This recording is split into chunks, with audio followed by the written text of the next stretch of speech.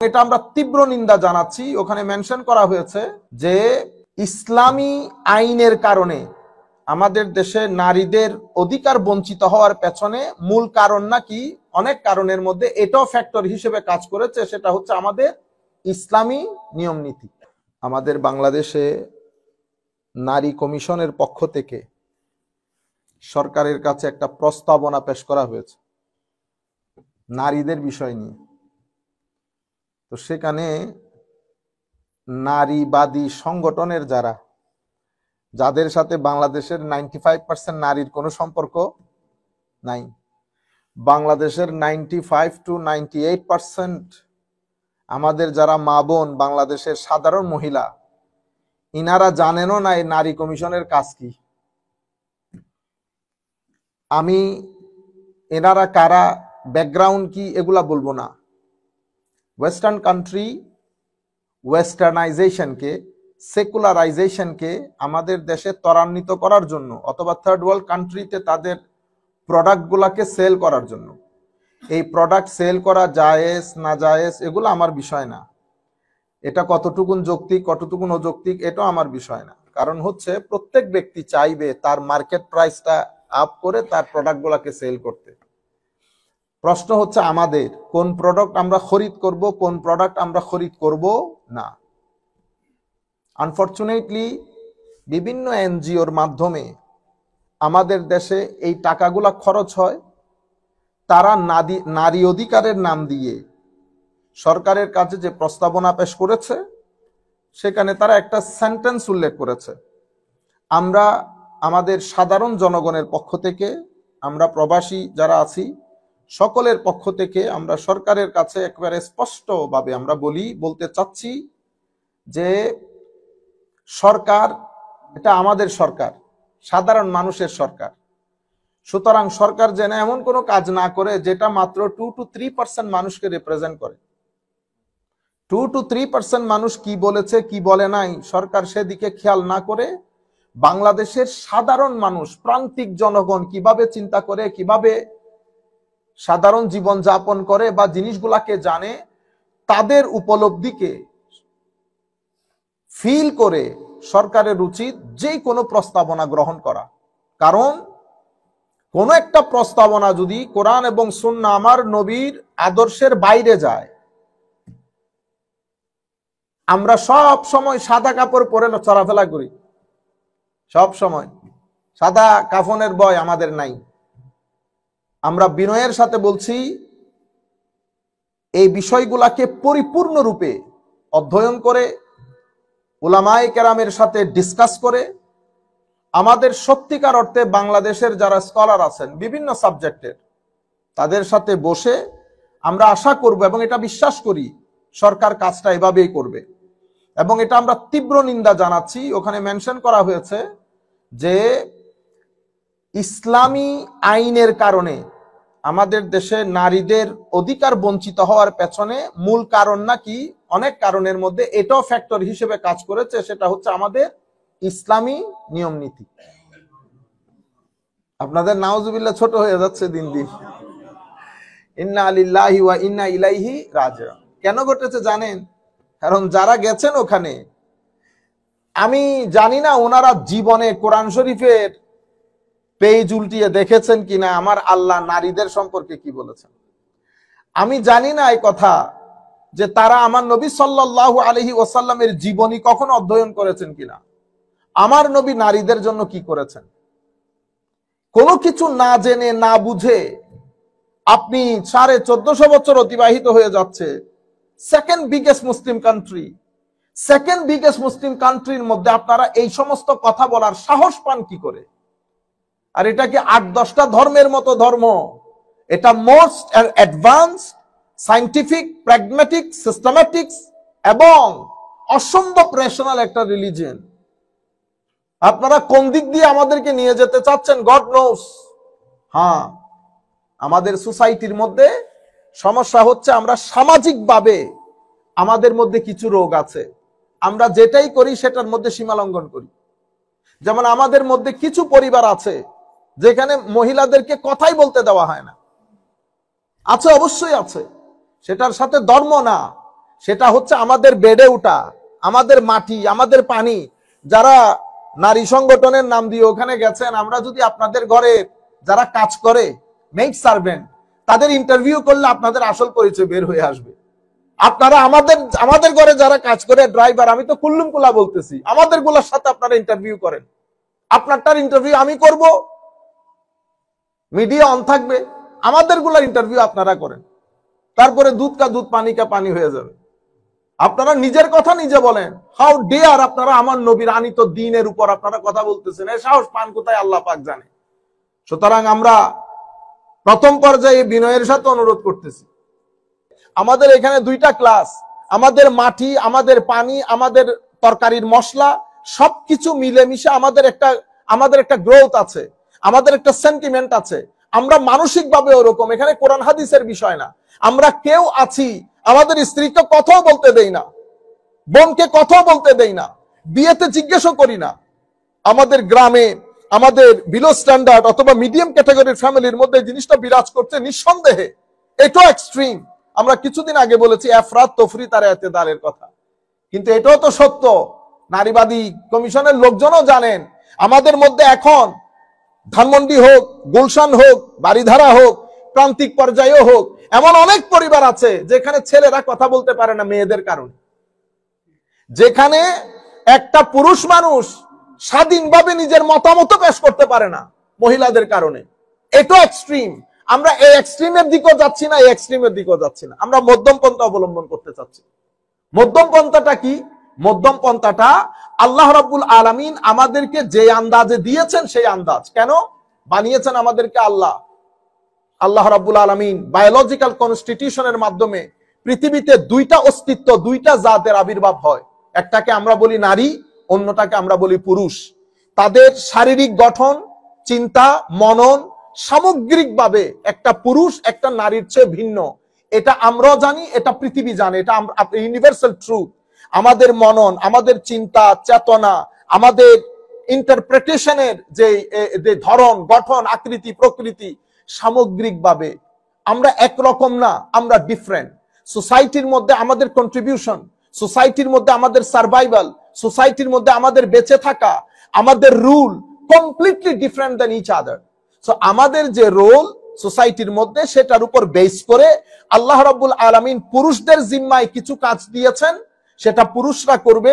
মেয়েদের জিম্মায় কিছু কাজ দিয়েছেন, সেটা মেয়েরা করবে। যেই কাজগুলো মেয়েদেরকে দেওয়া হয়েছে সেই কাজগুলো করার জন্য আল্লাহ তাদের মননকেও সেভাবে সাজিয়েছেন। পুরুষদেরকে যে কাজ দেওয়া হয়েছে সেই কাজ পালন করার জন্য আল্লাহ তাদের মনকেও সেভাবে সাজিয়েছে। সুতরাং তো আমাদের এখানে আমার নবী সাল্লাল্লাহু আলাইহি ওয়াসাল্লামের যে আনিত বিধান, সেই বিধানের মধ্যেও এখানে নারী নারী হিসেবে ডিসক্রিমিনেট করা হয় নাই, পুরুষ পুরুষ হিসেবে ডিসক্রিমিনেট করা হয় নাই। প্রত্যেককে যার যার অধিকার আমার নবী নিশ্চিত করেছেন। আপনারা একটা বার নারী কমিশন থেকে যারা এসেছেন, একটি বার আমি কোনোদিন আপনাদের মুখে শুনলাম না আমার নবী সাল্লাল্লাহু আলাইহি ওয়াসাল্লাম এই ধরনের কন্ট্রিবিউশন নারীদের অধিকার এভাবে প্রতিষ্ঠিত করেছেন। আপনারা না মুক্ত চিন্তার লোক, আপনাদের মুখ দিয়ে এগুলা কেন বের হয় না? আপনারা তো প্লেটোর বড় অ্যাপ্রিসিয়েট করেন, সক্রেটিসকে অ্যাপ্রিসিয়েট করেন, দুনিয়ার সায়েন্টিস্টদেরকে অ্যাপ্রিসিয়েট করেন। প্লেটো কি বলেছিল মহিলাদের ব্যাপারে আপনার তো জানার কথা। সক্রেটিস কি বলেছে মহিলাদের ব্যাপারে আপনাদের জানার কথা। ইউরোপের মধ্যে রাইট টু ভোট মহিলাদের জন্য কখন প্রতিষ্ঠিত হয়েছে আপনাদের জানার কথা। আপনারা নারী অধিকার বলছেন, পৃথিবীতে নারী সবচেয়ে বেশি রেপের শিকার হয় কোন দেশে? যে দেশ থেকে আপনারা টাকা নেন সেই দেশে, যেই দেশ আপনাদেরকে ফাইন্যান্স করে সেই দেশে। কেন হয় রেপ? কারণ আপনি যখন আমার আল্লাহর দেওয়া সীমা লঙ্ঘন করবেন, এটা অটোমেটিক্যালি একটা ক্রাইম তৈরি করবে। সুতরাং যার অধিকার যেরকম, আমি আপনাদেরকে আরেকটা কথা বলি, অতিরিক্ত নারী অধিকারের কথা বলছেন না। পৃথিবীতে ডিভোর্স রেট, আমরা যদি আমেরিকাকে স্টাডি করি, তো আমেরিকান মহিলাদের মধ্যে ডিভোর্স রেট সবচেয়ে বেশি। আমি মুসলিম নারীদের কথা বলছি না, আমেরিকান মহিলাদের কথা বলছি। অথচ তারা বিয়ে করার আগে, আপনারা বলছেন না এখানে ফোর্স হয়, ফোর্স হয় সেটা আমি অস্বীকার করছি না, কিন্তু যেভাবে আপনি জেনারেলাইজ করছেন, আর ফোর্স হলে সেটা আপনি আমাদের সংস্কৃতিকে দোষ দেন, আমাকে দোষ দেন। আপনি কেমনে আমার নবীর আনিত বিধানকে দোষ দিচ্ছেন? আমি আপনাকে বলি, আমার নবী কি বলে গেছেন 1400 বছর আগে, যখন পৃথিবী নিয়ম নীতি জানতো না, তখন আমার নবী সাল্লাল্লাহু আলাইহি ওয়াসাল্লাম আমার নবীর দরবারে হযরত আয়েশা সিদ্দিকা রাদিয়াল্লাহু তাআলা আনহা বলছেন, হাদিসটা শুনেন, এটা আমার আপনার করা না, সুনান নাসাই শরীফের মধ্যে এসেছে, আয়েশা রাদিয়াল্লাহু তাআলা আনহা আন্না ফাতাতান দাখালাত আলাইহা, একটা কুমারী মেয়ে আমার নবীর দরবারে এসেছে। ফাকালাত, উনি এসে বলতেছেন, ইন্না আবি যাওয়াজানি ইবনা আখিহি লিয়ারফা বিহি হাসিসাতাহু ওয়া আনা কারিহা। হযরত আয়েশা সিদ্দিকা ছিলেন, আমার নবী ছিলেন না দরবারে। The girl, he was complaining to হযরত আয়েশা সিদ্দিকা রাদিয়াল্লাহু তাআলা আনহা যে আমার বাবা তার ভাতিজার সাথে আমার বিয়ে ঠিক করেছে। My father wants me to marry his nephew. Why?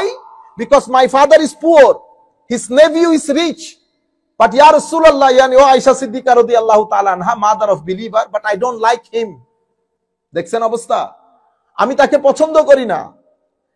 হযরত আয়েশা সিদ্দিকা রাদিয়াল্লাহু তাআলা আনহা বলছেন, ইজলিসি, সিট ডাউন হিয়ার, তুমি এখানে বসো, হাত্তা ইয়াতিয়ান নবী সাল্লাল্লাহু আলাইহি ওয়াসাল্লাম, তুমি এখানে বসো, আমার নবী তো ঘরে নাই, নবী সাল্লাল্লাহু আলাইহি ওয়াসাল্লাম আসুক, এটার উপর একটা ফায়সালা হবে। তাহলে ঘটনা কি ঘটেছে? 1300-1400 বছর আগে মদিনা শরীফের সোসাইটির মধ্যে এক মহিলার বিয়ে ঠিক হয়েছে। তার বাবা তার ভাতিজার জন্য তার মেয়েকে ঠিক করেছে, কারণ ভাতিজা রিচ ছিল, বাবা পুয়ার ছিল। এই অবস্থায় আপনি চিন্তা করতে পারবেন আপনি এই সোসাইটিতে কিছু করতে পারবেন? মহিলা আমার নবীর দরবারে দৌড় দিয়ে গেল, আমার নবী তশরিফ আনলেন, আনার পরে ফাজা রাসূলুল্লাহ সাল্লাল্লাহু আলাইহি ওয়াসাল্লাম ফাআখবারাতহু, আমার নবী তশরিফ আনলেন, আমার নবীকে তিনি জানালেন, ফাআরসালা ইলা আবিহা, আমার নবী সাল্লাল্লাহু আলাইহি ওয়াসাল্লাম লোক পাঠিয়ে তার বাবাকে ডেকে আনলেন আমার নবীর দরবারে। ফাদাআহু, তাকে ডাকলেন, ফাজআলাল আমরা ইলাইহা, সুবহানাল্লাহ, আমার নবী ওই বাবার সাথে কথা বলে পুরা ডিসিশন মেকিংটা ওই মহিলার হাতে দিয়ে দিল। বেটা, this is your marriage, you have full right to decide who you want to marry with, this is up to you. বাবাকে বলতেছে এখানে আপনার কোন ইন্টারফেয়ারেন্স হবে না। কি আজীব দেখেন, এই মহিলাগুলা এসে আমাদের প্রধান উপদেষ্টার কাছে ওনারা সুপারিশ পেশ করেছেন, আমাদের দিনের মধ্যে নাকি দিনের কারণে মহিলাদের উপর অনেক ধরনের অরাজকতা হয়। আরে বেটা, যত আমি 1400 বছর আগে বলছি, আমার নবীর শান, তোমাদেরকে আমার নবী কথা বলার অধিকার দিয়েছে, তোমাদের জীবনে তোমরা কোনোদিন আমার নবীর নামটা পর্যন্ত নাও না যে আমার নবী এই কাজটা করেছে। তোমাদের মুখে ইংরেজি নামগুলো আসে, মানুষ টাকার জন্য এত পাগল হয়ে যায়। তোমরা ঘরে ঘরে দেখো, তোমরা দাঁড়ালে 5 জন মহিলা তোমাদের সাথে একসাথে হয় কিনা। তোমরা বড় নারী কমিশন না, পুরো দুনিয়া নিয়ে চলো, বিএমডব্লিউ বাদে ল্যান্ড ক্রুজার বাদে চলেন না, ঢাকায় দাঁড়ান, দেখি কতজন নারী আপনাদের পিছনে আসে। যেদিন আপনারা দাঁড়াবেন সেদিন আমাদের গরিবকে বলবেন দাঁড়াতে, আমরাও দাঁড়াবো। দেখি নারী কমিশনের সাথে মানুষ বেশি যায় না, আমাদের দরবারে মানুষ বেশি আসে। আপনারা বাংলাদেশের সাধারণ মহিলাদের রিপ্রেজেন্টেটিভ না, আপনারা নির্দিষ্ট একটা এজেন্ডা বাস্তবায়ন করার জন্য, সো কল্ড বাংলাদেশকে সেকুলারাইজড কান্ট্রি করার জন্য, ডিভোর্স রেট বাড়ানোর জন্য, ক্রাইম রেট বাড়ানোর জন্য, রেপ রেট বাড়ানোর জন্য, সনম मैंने छूके डूबा तुझे साथ लेके डूबू, তো আমি যখন ডুবছি তোরে লইয়া ডুবমু, এই অবস্থা। এই সোসাইটিও ডুবেছে, আপনারা এসে এই সোসাইটির মধ্যে কি সোসাইটি দেখেন? হায়া করার কথা, কারণ আপনাদের ঘরের মধ্যেও শান্তি নাই, আপনাদের পরিবারের লোকজন আপনাদের কথা শুনে না, সেটা আপনারা আমাদের সমগ্র বাংলাদেশের মধ্যে বাস্তবায়ন করতে চাচ্ছেন। সম্মানিত উপস্থিতি, বাংলাদেশের মধ্যে আমার নবীর নাম নেওয়া এক মুসলমানও যদি বেঁচে থাকে, সেই ধরনের দুঃসাহস ইনশাআল্লাহ বাংলার আকাশে কেউ করবে না।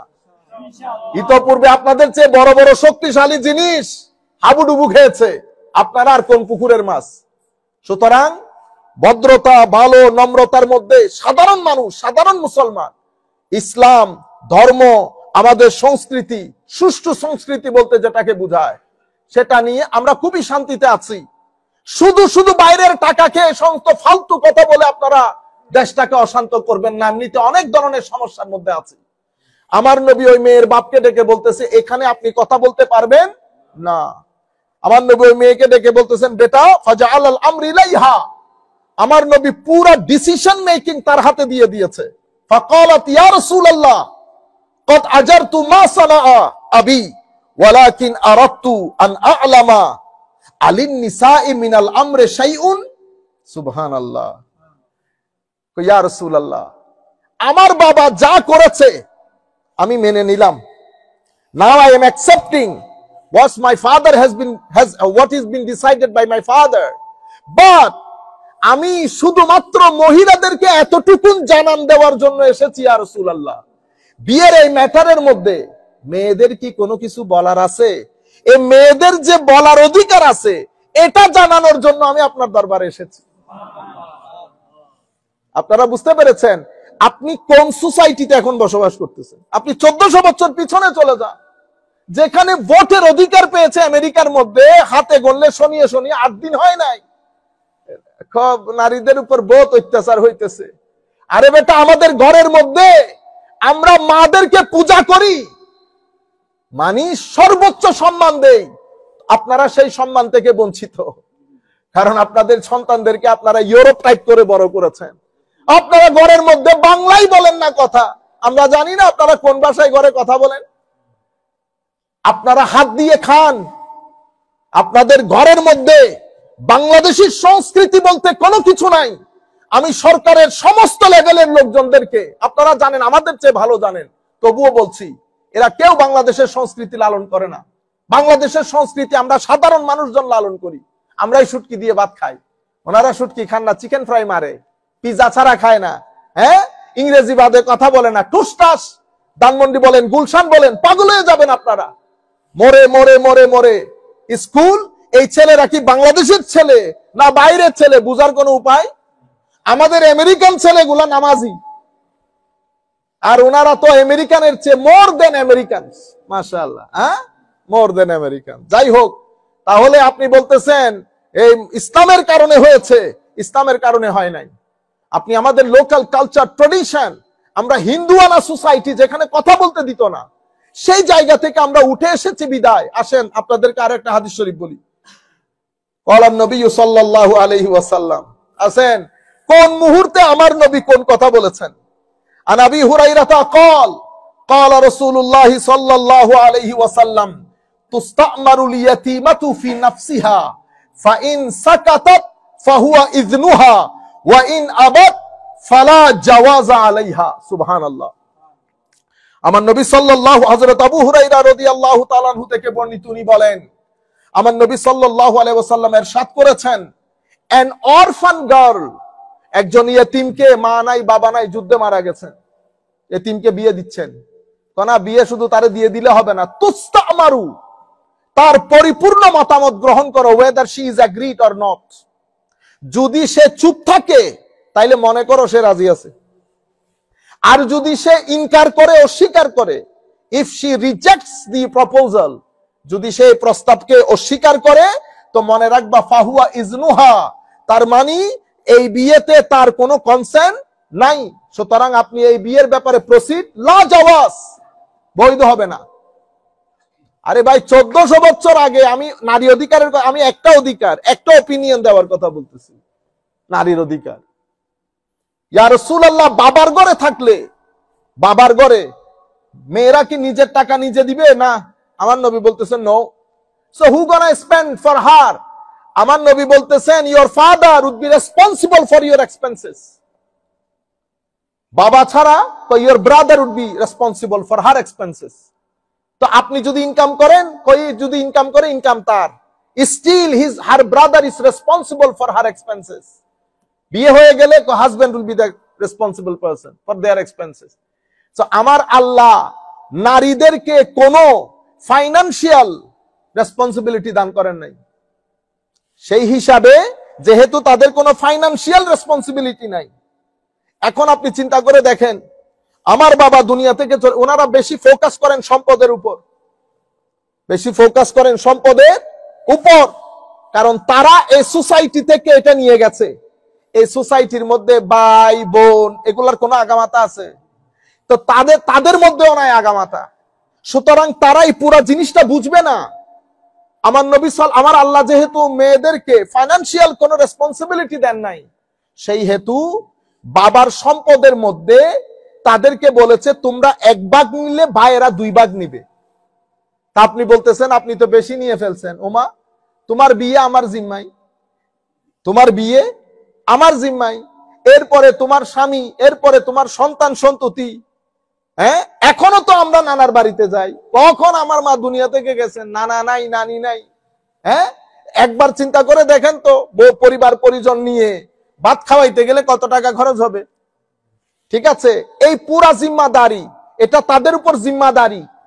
তাইলে তারা খরচ করতেছে, তো খরচ করতে কে করবে? আমি এক্সট্রা ভাগটা দিয়েছি খরচের জন্য।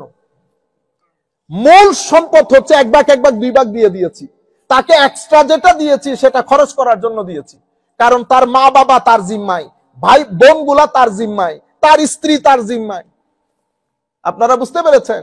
আমি তো সম্পদের গুলা ইনশাআল্লাহ যদি আল্লাহ তৌফিক দান করেন, তাহলে সম্পদের আপনি তো শুধু একটা দেখেছেন যে ভাই বোনের চেয়ে কম পায়, ভাই বোনের চেয়ে কম পায়। নারীদের কিছু অবস্থা আছে যেখানে পুরুষরা পায় না কিন্তু নারী পায়।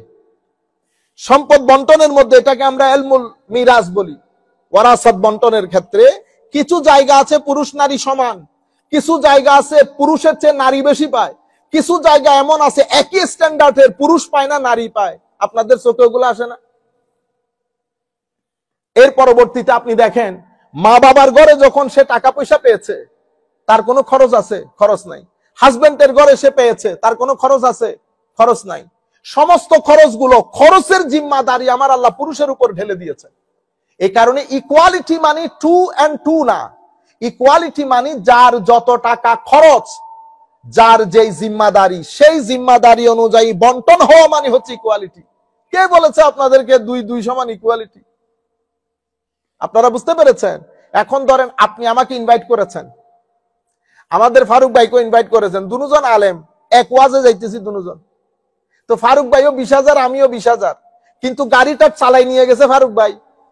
আসার সময় ফারুক ভাই, যাইতে 3,000 টাকার তেল, আসতে 3,000 টাকার তেল, চালানি বাদে। তো আপনাকে বল, হুজুর আমি কিন্তু দুইজনকে সমানে সমান দিছি, আমি কারো উপর জুলুম করতে পারবো না। তো কেমনে কি করছেন? আপনারও 20 দিছি, আরো 20 দিছি, তো কেমনে হইলো? ইকুয়ালিটি কেমনে হয়েছে?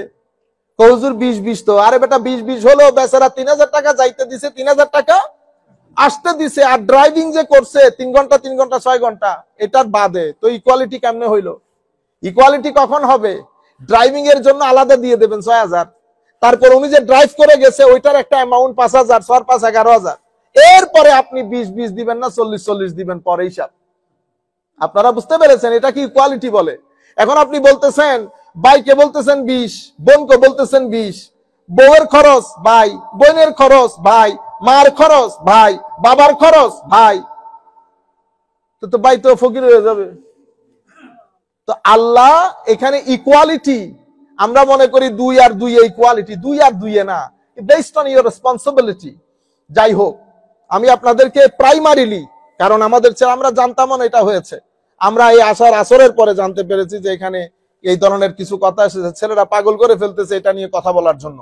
তো আমি আজকে সামান্য ডোজ, ইনশাআল্লাহ পরবর্তীতে আমরা বিস্তারিত আলোচনা করব। যাই হোক, আমি আপনাদেরকে বলছি, আমার নবী সাল্লাল্লাহু আলাইহি ওয়াসাল্লাম মুসলিম শরীফের riwayatের মধ্যে বলছে, ফাত্তাকুল্লাহ ফিন নিসা আখাসতুমুহুন্না বিআমানিল্লাহ।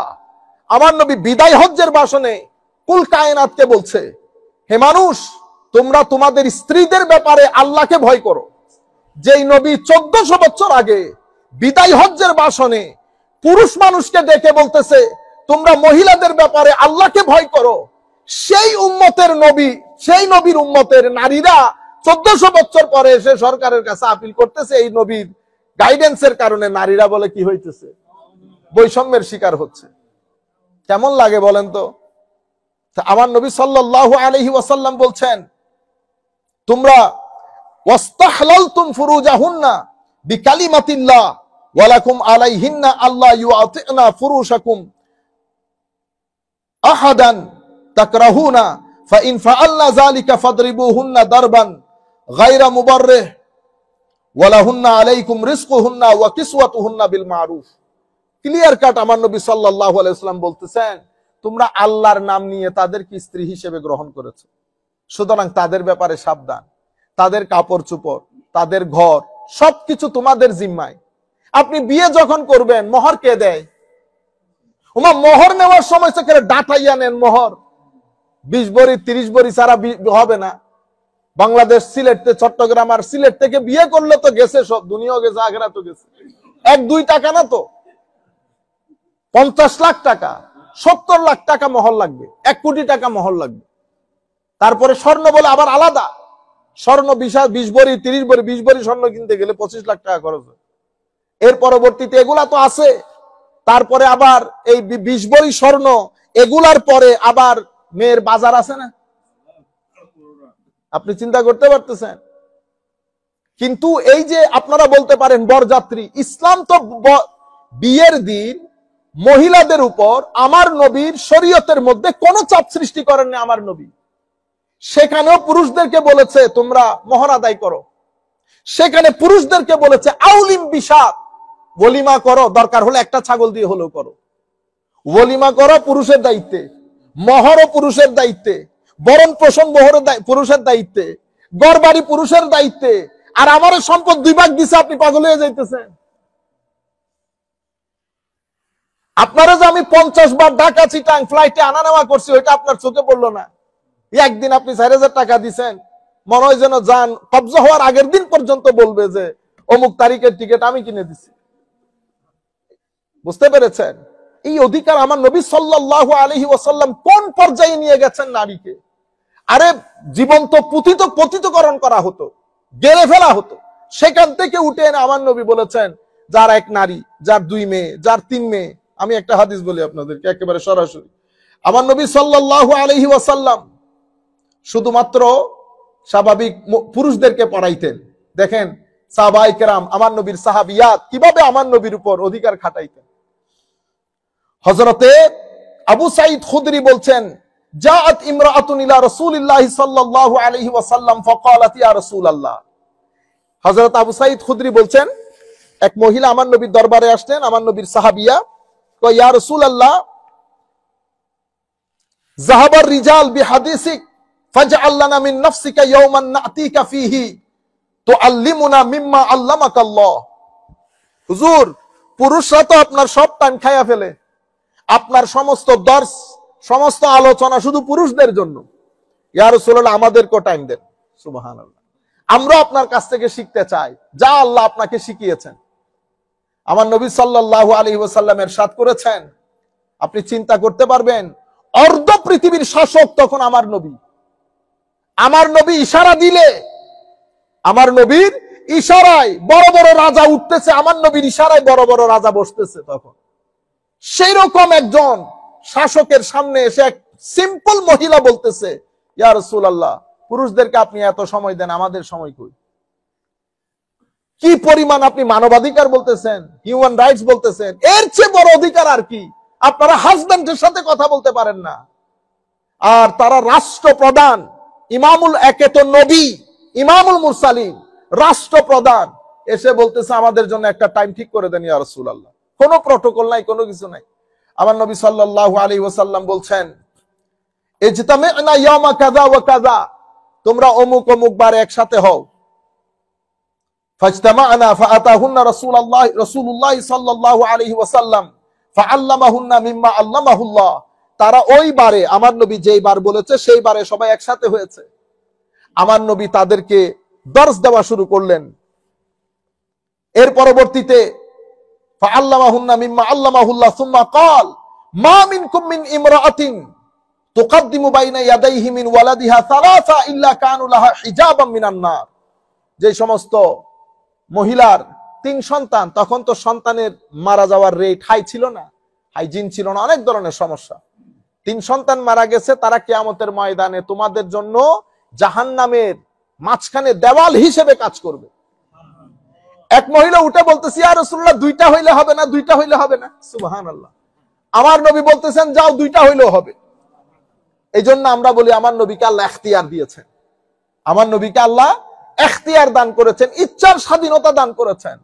আমার নবী অ্যাডিং সুপারসিডিং করতে পারে, সংশোধন, সংযোজন, বিয়োজন আমার নবীকে আল্লাহ অধিকার দান করেছেন। আপনি দেখেন এই যুগে আপনি করবেন, আমাদের মধ্যে আমরা কেউ করি স্ত্রীর সাথে দূর প্রতিযোগিতা। আমি নারী কমিশনের লোকদেরকে বলতেছি, আপনাদের সাথে আপনাদের স্বামীর সম্পর্ক হবে এরকম। আমার নবী আয়েশা সিদ্দিকা রাদিয়াল্লাহু তাআলা আনহার সাথে দূর প্রতিযোগিতা দিয়েছেন। হাদিসে পাকের মধ্যে এসেছে নবী আমার সাথে দৌড় প্রতিযোগিতা দিয়েছেন, কিন্তু আয়েশা সিদ্দিকা প্রথমে একটু হ্যাংলা পাতলা ছিল। আমার নবী ইচ্ছে করে আয়েশা সিদ্দিকা রাদিয়াল্লাহু তাআলা আনহাকে জিতিয়ে দিয়েছেন। কি খুশি আয়েশা সিদ্দিকা, দৌড়ের মধ্যে আমার নবীকে হারিয়ে দিয়েছে যুদ্ধের যাওয়ার রাস্তার মধ্যে। এর কিছুদিন পরে আয়েশা সিদ্দিকার রিওয়ায়াতের মধ্যে ঠিক এই আন্দাজে এসেছে, উনি একটু শরীর ভারী হয়ে গেছে আমাদের মা আয়েশা সিদ্দিকা রাদিয়াল্লাহু তাআলা আনহা। সেইবার আমার নবী বলতেছে, আয়েশা দেখি আসো তো, তুই দৌড়ান দাও দেখি কে পারে। সেইবার আমার নবী আয়েশা সিদ্দিকা রাদিয়াল্লাহু তাআলা আনহুর শরীর একটু ভারী হওয়ার কারণে সেভাবে আর অ্যাক্টিভ হতে পারেন নাই। কি আন্দাজের দিন! আর আপনি 1400 বছর পরে আয়েশা এটা কি বললেন? নারী বৈষম্যের শিকার। আমার নবী, আপনি এমনিতে বলতেন আমার গায়ে লাগতো না, আপনি কেমনে বললেন আমার নবী দ্বীনের কারণে বৈষম্যের শিকার হয়েছে? সেই জন্য আমি আপনাকে বলতেছি আমার নবী কোন দিন দিয়ে গেছে। আসেন আরেকটা হাদিস শরীফ পড়ি। সাল্লাল্লাহু আলাইহি ওয়াসাল্লাম, যাই হোক,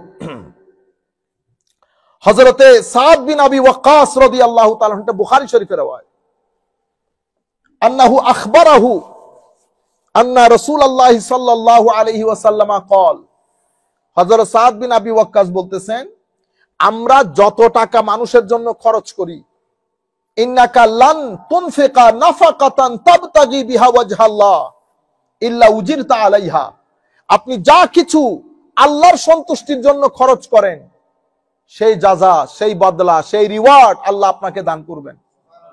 শেষে কি বলেছেন জানেন? তো আমি ওই নারী কমিশনের প্রতি বলতেছি, হাত্তা মা তাজআলু ফি ফামে ইমরাআতিক, এমন কি আপনি মহব্বত করে আপনার স্ত্রীকে যে বাতের একটা লুকমা খাইয়ে দিয়েছেন, এটার জন্য আল্লাহ রাব্বুল আলামিন কিয়ামতের ময়দানে আপনাকে প্রতিদান দেবে। কোন সোসাইটির মধ্যে আমার নবী কি শিখাইতেছেন? স্ত্রীর মুখে খাওয়া তুলে দেওয়া। আমি নারী কমিশনের কথা বলতেছি, আপনারা কান দিয়ে শোনেন। আমার নবী বলতেছে 1400 বছর আগে যেই পুরুষ তার স্ত্রীকে মহব্বত করে এক লুকমা খাওয়া ভিতরে খাইয়ে দেবে, সেটার জন্য কিয়ামতের ময়দানে আমার আল্লাহ সৎকার জাযা দান করবেন তাকে। যেই নবী নারীদেরকে, বোনদেরকে, স্ত্রীদেরকে এই মর্যাদায় অভিষিক্ত করেছেন, 1400 বছর পরে আইসা আপনারা আমাদেরকে আধুনিকতা শিখাইতে আসছেন যে বৈষম্যের শিকার হচ্ছে নারীরা। কত নারীদের মহব্বতকারিনী। সম্মানিত উপস্থিতি, এই আন্দাজে আমার নবী সাল্লাল্লাহু আলাইহি ওয়াসাল্লাম নারীদের প্রতি বিয়ের ক্ষেত্রে ইভেন সব জায়গায় আপনারা পরিবারের জন্য যে টাকাটা খরচ করেন, পরিবারের জন্য প্রত্যেকটা পাউন্ড, প্রত্যেকটা ডলার যেটা আপনি পরিবারের রেন্টের জন্য, তাদের শপিং এর জন্য যাবতীয়ভাবে খরচ করেন, প্রত্যেক ডলারের জন্য আল্লাহ সৎকার সওয়াব দান করেন। এবং এভাবে আরেক riwayat-এর মধ্যে এসেছে যে এভাবে আপনার প্রত্যেকটা পেনির জন্য আপনাকে সৎকার সওয়াব দান করা হয়। এমন কি যেই লুকমাটা আপনি আপনার স্ত্রীর মুখে তুলে দিয়েছেন, সেই লুকমার বদলে আল্লাহ আপনাকে সৎকার সওয়াব দান করে। এমন একটা দিন আল্লাহ রাব্বুল আলামিন আমাদেরকে দান করলেন, কিন্তু আনফরচুনেটলি আল্লাহ পাক জানে। এরপরে আপনারা শুধুমাত্র এটা তো দুই একটা হাদিস আমি আপনাদের সম্মুখে তুলে ধরলাম। আল্লাহ রাব্বুল আলামিন কোরআনে হাকিমের মধ্যে, ফর এক্সাম্পল, আমল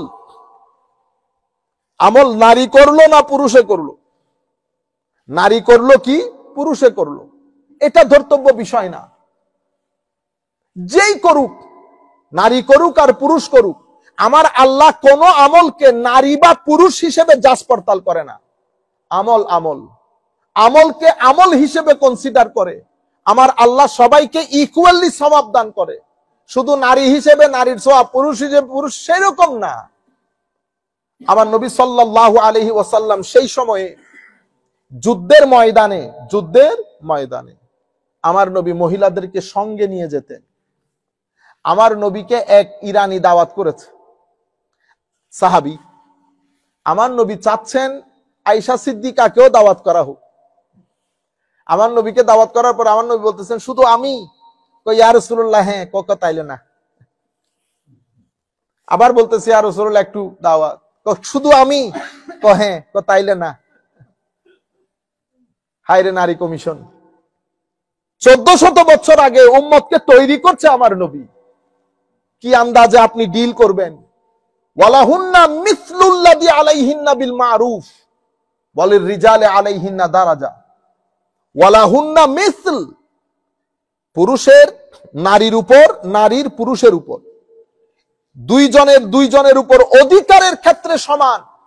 হ্যাঁ, একটা জায়গায় আল্লাহ রাব্বুল আলামিনকে পুরুষকে নেতৃত্বের যে কোয়ালিটি দিয়েছে, কর্তৃত্বের যে কোয়ালিটি দিয়েছে, গার্ডিয়ানশিপের যে কোয়ালিটি দিয়েছে, সেটা একটু হাই করে দিয়েছে। এটা আল্লাহর সৃষ্টির নিজাম। ঘরের মধ্যে পুরুষ এবং মহিলা দুটারই সমান অধিকার, কিন্তু বাবার মাধ্যমে নিজাম যেটা কন্ট্রোলড হয়, সেটা কোনো মার মাধ্যমে হয় না। মা সারাদিন বলতে থাকে ছেলেদেরকে, পড়তে বসো, পড়তে বসো, পড়তে বসো। কিন্তু আপনি এখনো ঘরে আসেন নাই, নিচে শুধু গাড়ির আওয়াজ শুনেছে সন্তানরা, উপরে গাড়ি বন্ধ করেছেন, উপরে নিজাম কন্ট্রোল হয়ে গেছে না। এটা কেন হয়েছে? এটা আমার আল্লাহ পুরুষদেরকে নেতৃত্বের জন্য, কর্তৃত্বের জন্য, গার্ডিয়ানশিপের জন্য আমার আল্লাহ খাস একটা কোয়ালিটি, এটা আল্লাহর পক্ষ থেকে দেওয়া। এটা আপনি শিক্ষিত হন, অশিক্ষিত হন, অর্ধশিক্ষিত হন, যেই হন, এটা আপনার ভিতরে ইনবিল্ট কোয়ালিটি অফ লিডারশিপ, এটা আল্লাহ দান করেছেন। আমার আল্লাহ শুধু এই ক্ষেত্রে বলেছেন, বাকি সমস্ত ক্ষেত্রে রাইটসটাকে আমার আল্লাহ ইকুয়াল করে দিয়েছেন। আমি এই জন্য বিয়ের ক্ষেত্রে, সম্পদের ক্ষেত্রে, সম্পদের কি কোনো অধিকার ছিল? আমার নবী সাল্লাল্লাহু আলাইহি ওয়াসাল্লাম সম্পদের অধিকারও নিশ্চিত করেছেন, কিন্তু সেই অধিকার নিশ্চিত করতে গিয়ে খরচের দিকটাকে প্রাধান্য দেওয়া হয়েছে। কার খরচ কতটুকুন, কার ফাইনান্সিয়াল রেসপন্সিবিলিটি কতটুকুন, সেটার উপর ভিত্তি করে আমার নবী সাল্লাল্লাহু আলাইহি ওয়াসাল্লাম এই জিম্মাদারি দিয়েছে। আর প্রত্যেক টেক্সটের পেছনে একটা কনটেক্সট আছে, তখনকার সিস্টেম, তখনকার রুলস রেগুলেশন, এবং আমাদের ধর্মের যে চিন্তা চেতনা, ধর্মের যে আমাদের ক্লাসিক্যাল সায়েন্সের যে নিয়ম নীতি, সেই নিয়ম নীতির আলোকে আমাদের ধর্মের রুলস গুলাকে সাজানো হয়েছে। তা আপনি যদি রুলস গুলা বুঝতে চান, ফিলোসফি অফ দি রুলস, কানুন গুলা বুঝতে চান, আপনাকে পুরা কনটেক্সচুয়াল বিষয়টা সম্পর্কে আইডিয়া থাকতে হবে। আমাদের ধর্ম নারী কাজ করাকে নিষেধ করেন নাই। নারী কাজ করাকে যদি নিষেধ করা হতো, আমার নবী যুদ্ধের ময়দানে মেডিকেল এবং নার্সিংটাকে কন্টিনিউ করার জন্য নারীদেরকে নিয়ে যেতেন না। কিন্তু আমার নবী, আমাদের ধর্মের মধ্যে সেটাকে ডিসকারেজ করা হয়েছে। কেন? ফর এক্সাম্পল, এখন আপনি, আমাদের নারী ডক্টর তো প্রয়োজন। নারী ডক্টর না হলে নারীদের কিছু বিষয় আছে, সেটাকে আমরা মেনটেন করতে পারবো না। কিন্তু নারী ওইখানে না গিয়ে নারী যায় ট্রাক চালাইতে, ইকুয়ালিটি প্রতিষ্ঠা করতেছে। আপনারা বুঝতে পেরেছেন? তো এখানে নারীকে বাইরে যাইতে নিষেধ করে নাই। ইসলাম শুধু বলেছে, তোমার যে প্রাকৃতিক ডিজাইন, সেই ডিজাইনের উপর ভিত্তি করে তুমি তোমার ড্রেস আপ এবং গেট আপটা সেভাবে করে যাও, এতটুকুন বলেছে। আমাকে বলেছে, তোমার এটা ড্রেস আপ, এটা গেট আপ, এটা তোমার ফরজ, you have to cover this, এটা তোমার প্রাইভেট পার্ট। আর তাদেরকে, আমার মা বোনদেরকে, তাদের based on their natural structure, তাদেরকে একটা ড্রেস কোড দিয়েছে। আপনি সেই ড্রেস কোডের উপরও আপনি বলতেছেন বৈষম্যের শিকার। এর পরবর্তীতে প্রত্যেক জায়গায় রাইটস এর ক্ষেত্রে সব জায়গায় ইকুয়াল, কিন্তু আমাদের চিন্তা চেতনা, মনন, কন্ট্রিবিউশন, রুলস রেগুলেশন, সব কিছুর জন্য তাদেরকে আলাদা আলাদা সিস্টেম করে আমার নবী আলাদা আলাদা যার যার অধিকার নিশ্চিত করেছেন। এখন আপনি যদি 1-to-1 বসতে চান, আপনারা যদি চান যে okay let's have a debate on it, of course আপনারা ডিবেট কল করেন, আপনারা ডায়ালগ করেন। আমরা দেখাবো আপনাদেরকে বিশ্বে কোন জায়গার মধ্যে ক্রাইম বেশি হচ্ছে। বাংলাদেশের মধ্যে বৈষম্য না, যে দেশ নিয়ে আপনারা কথা বলেন, যেখান থেকে রিপ্রেজেন্টেশন করেন, সেখানে বৈষম্য বেশি। আরো বুঝতে পেরেছেন? আল্লাহ, আমরা আজকে আর দীর্ঘায়িত না করি। আল্লাহ রাব্বুল আলামিন আমাদের হামি ও নাসির হোক। মাওলাই করিম আমাদেরকে কবুল করুক। ওয়া মা আলাইনা ইল্লাল বালাগুল মুবিন। আসসালামু আলাইকুম ওয়া রাহমাতুল্লাহি তাআলা ওয়া বারাকাতুহু।